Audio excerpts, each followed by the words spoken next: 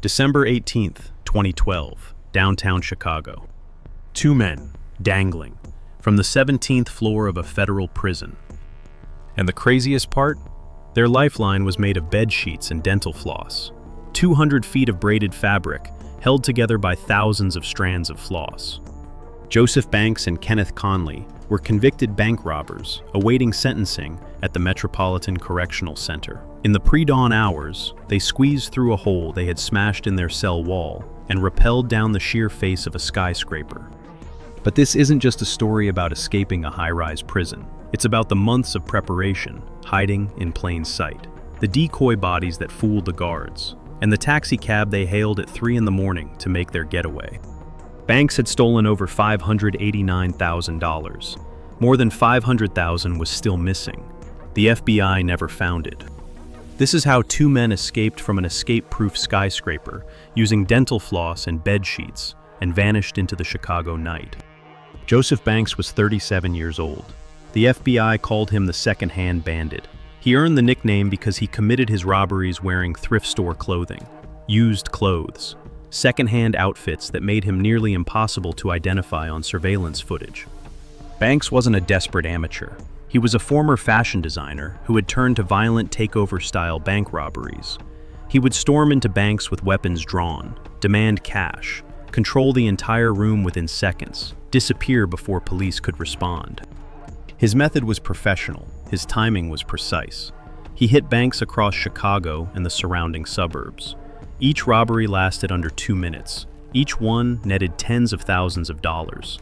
The FBI was baffled. They had surveillance footage of every heist, but the secondhand clothing made identification nearly impossible.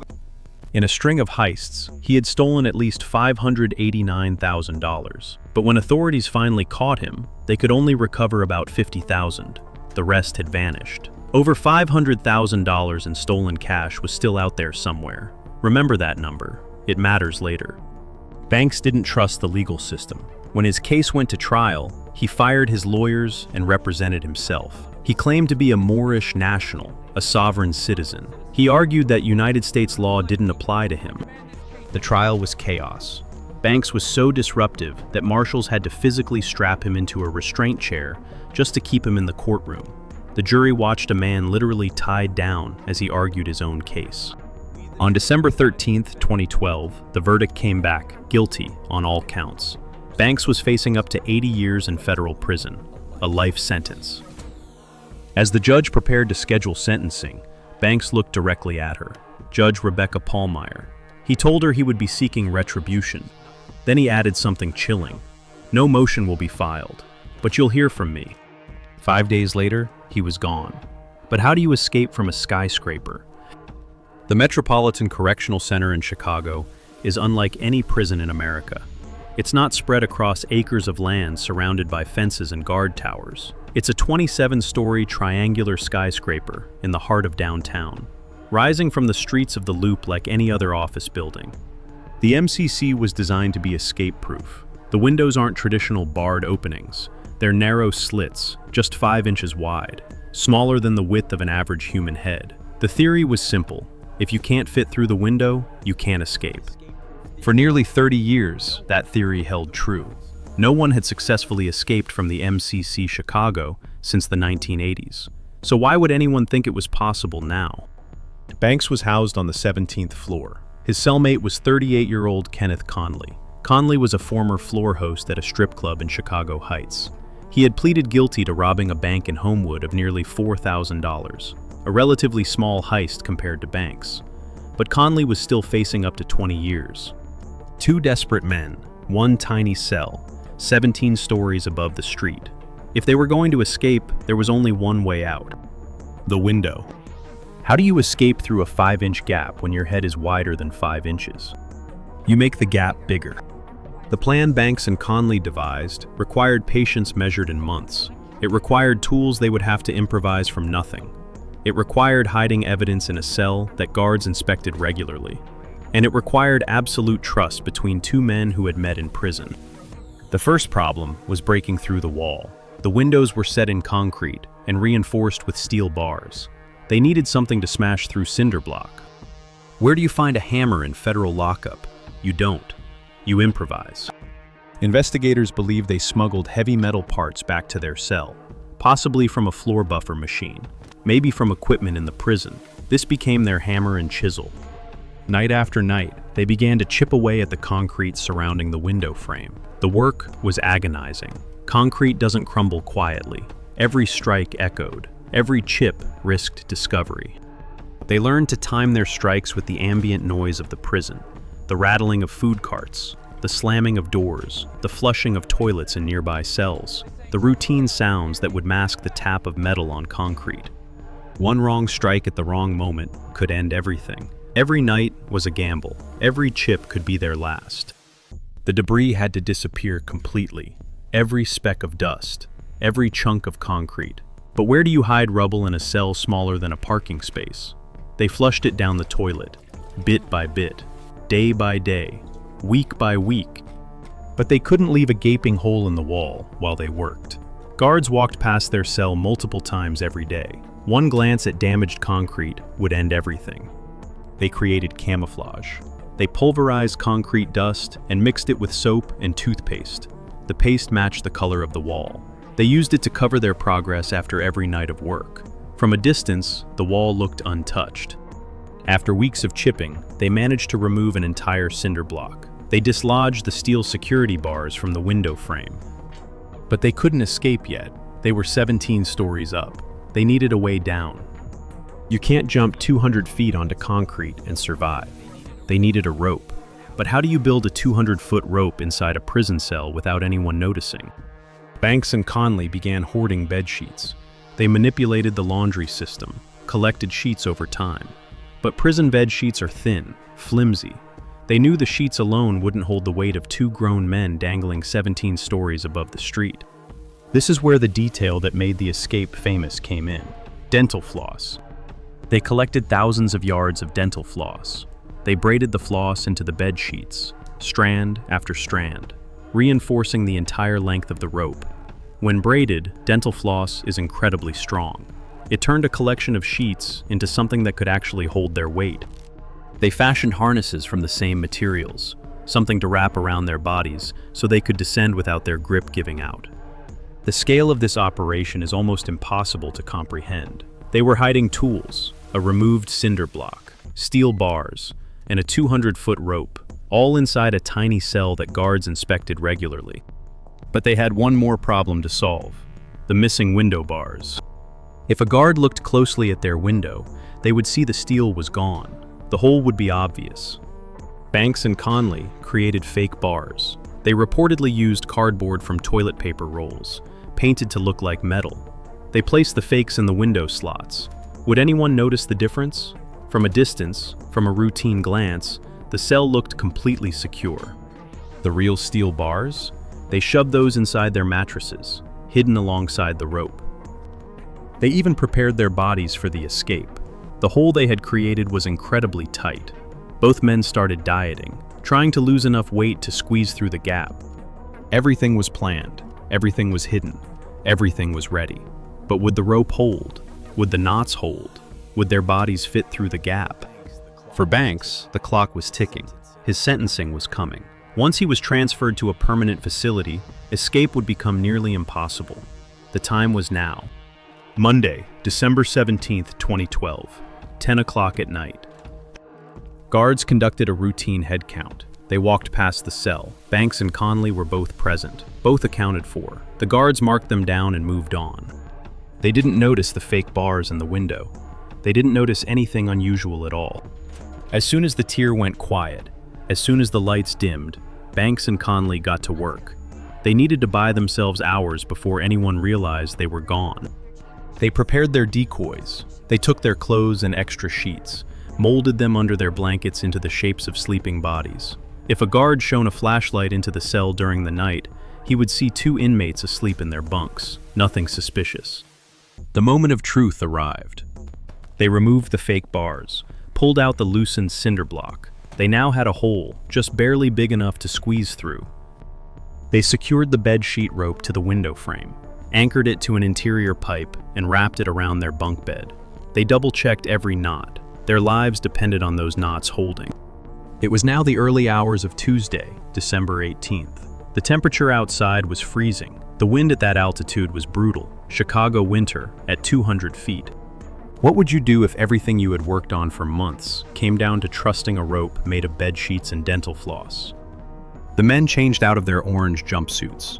They had hidden street clothes underneath. If they made it to the ground, they needed to blend in, not look like escaped prisoners. One of them squeezed through the narrow opening first. The hole was barely wide enough. They had measured it, tested it, but this was real.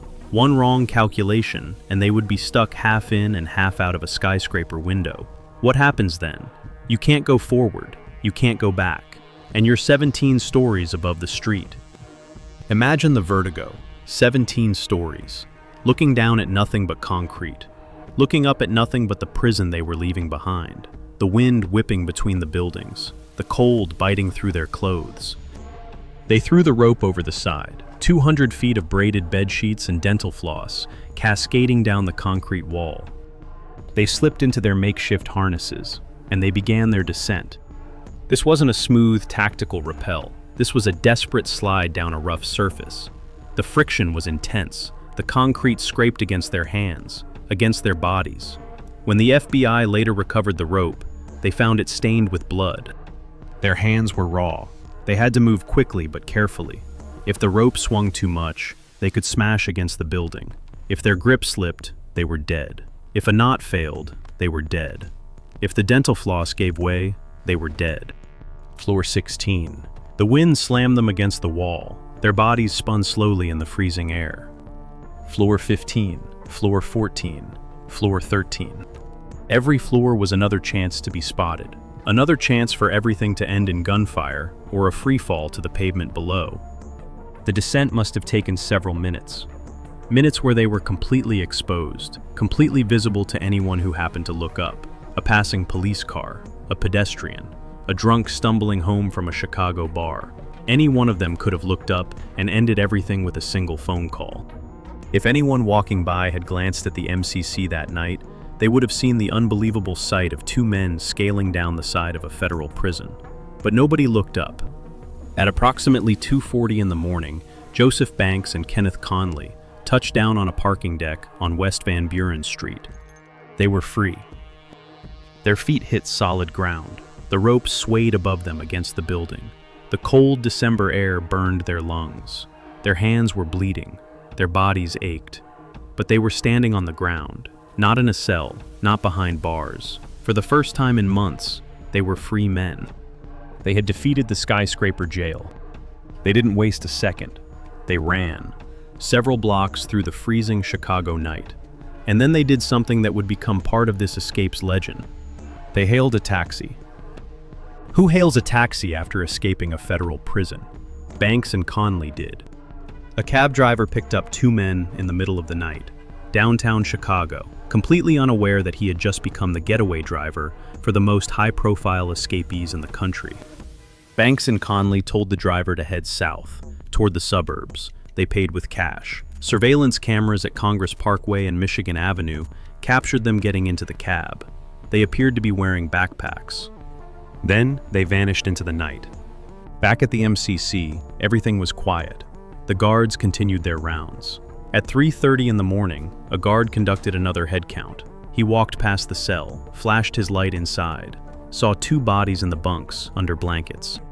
He marked them down as present. He moved on.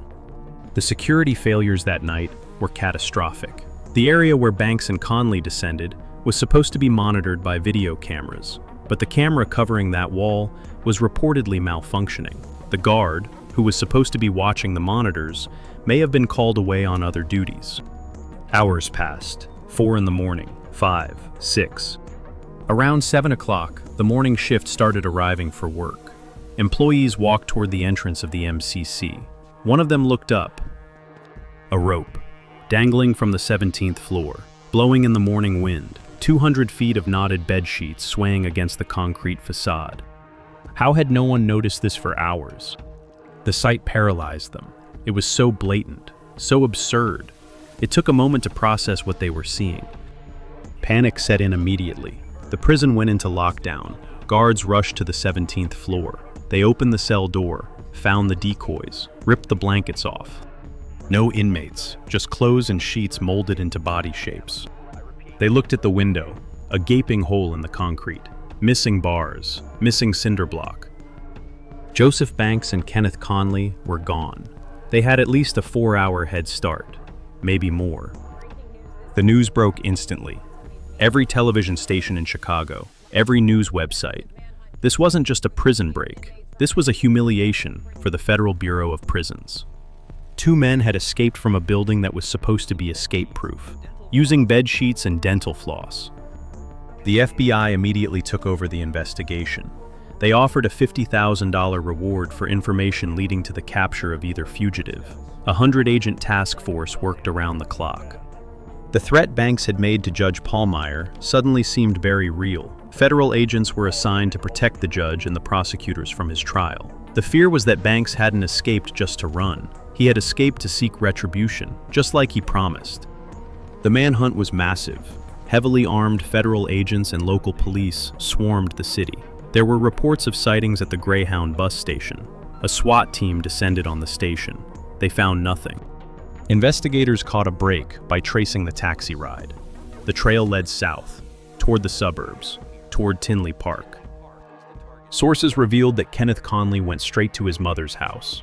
He showed up on her doorstep hours after escaping a federal prison, apparently expecting breakfast and a place to hide. His mother was stunned. She made an agonizing decision. She turned her own son away, refused to help him hide. What kind of courage does that take? What kind of pain? FBI agents and SWAT teams surrounded the neighborhood. They brought in police dogs. The dogs picked up the scent, followed it to a nearby metro station in New Lenox. The dogs lost the scent on the platform. Authorities believed Banks and Connley had boarded a commuter train. The trail went cold. There was speculation that they were headed somewhere far away, ready to live off the $500,000 Banks had supposedly stashed. An island somewhere, a new life funded by stolen bank money. But the reality of being a fugitive is rarely glamorous. It's stressful, paranoid, and often very short-lived. Banks and Connley knew they couldn't stay together. The heat was too intense. They split up. Joseph Banks stayed in Chicago. He didn't flee the state. He went back to familiar territory on the north side, Lincoln Park, an upscale neighborhood not far from where he had grown up. On Thursday night, December 20th, just over 2 days after the escape, the FBI received a tip. An informant who had been in contact with Banks alerted them to his location, the 2300 block of North Bosworth Avenue, a few doors down from his childhood home. Around 11:30 at night, federal agents surrounded an apartment building. They moved in quickly. Banks was caught completely by surprise. He was arrested without incident. When they searched him, there was no cash, no weapon, no cell phone. He was wearing some of the same clothes he had escaped in 3 days earlier. The man who had stolen over $500,000 had returned to his childhood neighborhood with empty pockets. The Secondhand Bandit's run was over. His impossible escape had bought him less than 3 days of freedom. Was it worth it? But Kenneth Connley was still out there. Could he do what Banks couldn't? Days turned into weeks. Christmas came and went. New Year's passed. The nationwide manhunt continued, but the leads were drying up. Connley had also decided to stay close to home. He was hiding in Palos Hills, a suburb southwest of Chicago. He knew every cop in the area was looking for him, so he decided to hide in plain sight. His disguise wasn't exactly subtle, but would it fool the police? January 4th, 2013, 17 days since the escape. Police responded to a 911 call about suspicious activity in an apartment building in Palos Hills. The caller reported hearing noises, like someone trying to find an unlocked door. When officers arrived, they saw an old man, bundled up in a heavy overcoat, wearing a beret, leaning heavily on a cane. He looked frail, harmless. But something seemed off. The police approached him, asked for identification. He gave a fake name. As they got closer, they realized what they were looking at. It wasn't an old man. It was Kenneth Connley, in disguise. The moment Connley realized he was made, he didn't surrender quietly. He pushed one of the officers down. He ran. Officers chased him. caught up to him about a block away. He resisted. They used a taser to subdue him, finally got him into handcuffs. When they searched him, they found a BB pistol in his pocket. No cash, no weapons. He had been sleeping in the basement boiler room of the apartment building, hiding from the cold, hiding from the law, hiding from a country that had nowhere left for him to run. 17 days of freedom. That was all he got. 17 days of hiding in basements and eating whatever he could find. The Great Escape had given him nothing but a few weeks of misery before the cuffs closed around his wrists again. The man who had scaled down 17 stories of a skyscraper was now reduced to sleeping next to a furnace in a suburban basement. When FBI agents confirmed his identity, Connley was defiant. He reportedly looked at the agents and said something that would become infamous. "It happened once. What makes you think it won't happen again?" 18 days after the escape, both men were back in custody. The spectacular skyscraper jailbreak was officially over. The aftermath sent shockwaves through the federal prison system. The MCC Chicago was scrutinized intensely. How had two men smuggled tools into their cell? How had they worked on the wall for months without detection? How had they hidden a 200-foot rope? The investigation pointed to complacency. The staff never believed an escape from the 17th floor was possible, so they stopped looking for the signs. The warden at the time, Catherine Lineweaver, later said what could go wrong did go wrong. Multiple layers of security had failed simultaneously. In response, the Bureau of Prisons implemented changes. The windows at the MCC were reinforced with heavy steel plating. But more importantly, a new national policy was created. It became known as the bar tap. Now, guards in federal high-rise prisons must regularly enter cells and physically strike the window bars with a mallet. They hit the metal to make sure it's real, to make sure nobody has replaced the bars with cardboard fakes. Banks and Connley didn't just escape a prison. They changed how every federal high-rise facility in America conducts security checks. In 2014, Joseph Banks stood before Judge Rebecca Pallmeyer again, the same judge he had threatened before his escape. He apologized, called the escape an act of desperation. He admitted his sovereign citizen defense had been an act. The judge wasn't convinced. She called him narcissistic, a threat, a menace to society. Joseph Banks was sentenced to 36 years in federal prison for the bank robberies. He was ordered to pay $589,000 in restitution. The vast majority of that money has never been recovered. The escape charges were dropped against him. Prosecutors apparently decided the robbery sentence was punishment enough. Kenneth Connley faced both crimes. First, he was sentenced for the bank robbery he was awaiting sentence for when he escaped. The judge gave him the maximum, 20 years. The escape was cited as a key reason for the harshness. Then Connley faced sentencing specifically for the escape. Judge Gary Feinerman presided.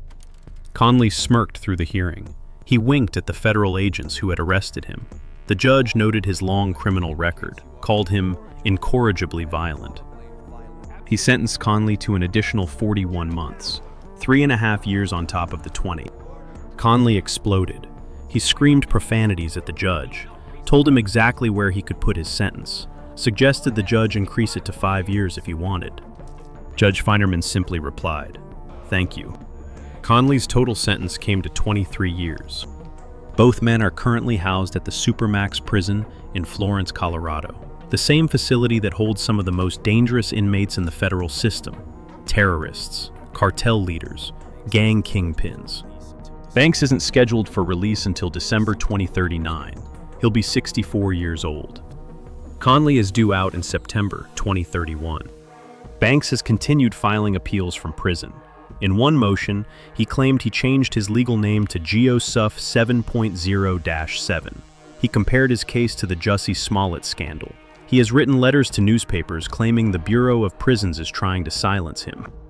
The Bureau of Prisons has never offered a full public accounting of how the escape happened. A report obtained through open records requests was almost completely redacted.